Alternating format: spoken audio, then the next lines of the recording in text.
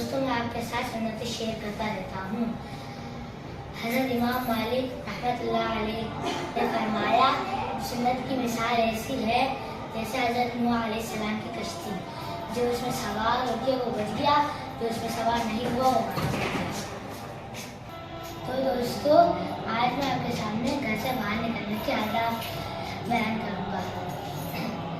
हमारे आप बाहर जा रहे हो नमाज पढ़ने या दोस्तों के साथ खेलने, पढ़ने वढ़ने, स्कूल मदरसे जाते हैं, अगर जा रहे हो तो पहले अपनी अब्बू से इजाज़त लेनी चाहिए कि मैं जा रहा हूँ, अपनी अब्बू इजाज़त दे रहे।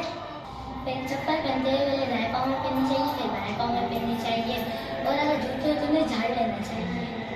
तो इस तरह से चप्पल पहननी चाहिए दाएं पाँव में, फिर बाएं पाँव में, और फिर बाहर निकलते वक्त राना पढ़ के दुआ पढ़नी चाहिए।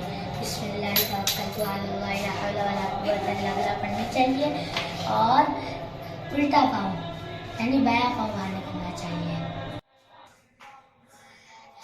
रास्ते से चलने के आदाब में से ये आदाब है कि चलते वक्त रास्ते में निगाहें नीचे रखनी चाहिए, और कोई तकलीफ दे कांटा वांटा या पत्थर वत्थर पड़ा हुआ हो तो उसे साइड में कर देना चाहिए। इन सूरतों को इंशाल्लाह आप भी अमल करिएगा, मैं भी अमल करूँगा। वैसे तो आदाब है, और please like share and subscribe my channel.